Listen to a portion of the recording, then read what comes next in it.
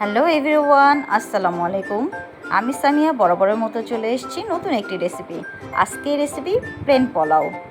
যে কোনো ওকেশনে এই পোলাও ছাড়া কিন্তু একেবারেই জমে না। কিন্তু এই পোলাও রান্না করতে যেয়ে কিন্তু কম বেশি সকলেই কিছু না কিছু বিপাকে পড়ি।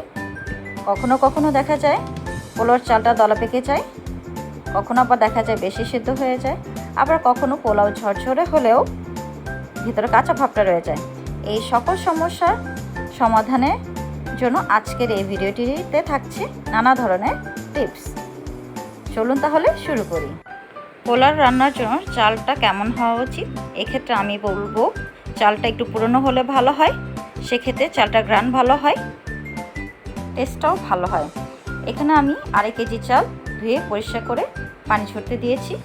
এখন আমি একটি পাত্রে 1 কাপ পরিমাণ তেল দিয়ে দিয়েছি আর দিয়েছি 1.5 কাপের মতো পেঁয়াজ। পেঁয়াজটা একটু বেশি দিয়েছি কারণ আমি বেরেস্তার জন্য উঠিয়ে নিব। পেঁয়াজটা আমার যখন একটু কালার চলে আসবে সেখানে দিয়ে দিলাম লবণ।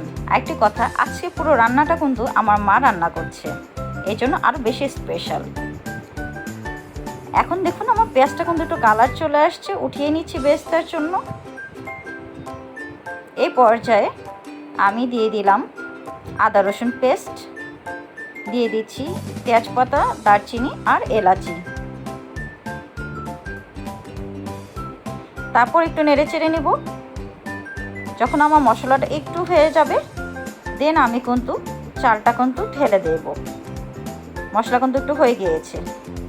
এ পর্যায়ে চালটা দিয়ে দিচ্ছি। চালটা দিয়ে তারপর আমি খুব ভালোভাবে নেড়ে চেড়ে, এই ধাপটা কিন্তু খুবই ইম্পর্টেন্ট। পোলাওর ক্ষেত্রে কিন্তু চাল ভাজাটা খুব ভালোভাবে খেয়াল করতে হবে, কারণ চাল ভাজাটা যতই ভালো হবে পোলাওর টেস্টটা কিন্তু ততই ভালো হবে, তাই ভাজতে হবে খুব ভালোভাবে। এখানে আমি একটু ঘি দিয়ে দিয়েছি। তারপর চালটা খুব ভালোভাবে নেড়ে চেড়ে দেওয়া হচ্ছে। চালটা ভাজলে যখন আমার চালটা একটু ঘ্রাণ চলে আসবে, ভাজার একটা ভাব আর কালারটা ভালো চলে আসবে, সেই পর্যায়ে কিন্তু গরম পানি দিয়ে দিচ্ছি। পানির মাপটা হবে কি, আমি এখানে 2.5 কেজি নিয়েছি চাল, সেক্ষেত্রে আমি পানি দিয়ে 4.5 কেজি। 1 কেজি চাল নেন সেক্ষেত্রে আপনি পানি দিবেন 1.5 কেজি। অনেকে পানি ডাবল দিয়ে দেয়, সেক্ষেত্রে পোলাওটা আপনার নরম হয়ে যায়। আপনার মাথায় রাখবেনই যে 1 কেজি চালের ক্ষেত্রে 1.5 কেজি পানি, তাহলে আর আপনার পোলাও খেতে কোনো সমস্যা হবে না। এখানে 15 জন পোলাও রান্না করা হচ্ছে। দিয়ে দেওয়া হচ্ছে 8-9টি কাঁচামরিচ ফ্লেভারের জন্য। ঢেকে দেওয়া হয়েছিল, ঢাকনাটা উঠিয়ে নিচ্ছি। দেখুন পানি গায়ে গায়ে লেগে গিয়েছে চালের, ভয় নেই। এই যা এর মধ্যে কিন্তু পোলাওটা হয়ে যাবে। নিচে আমি একটি তাওয়া দিয়ে দিচ্ছি।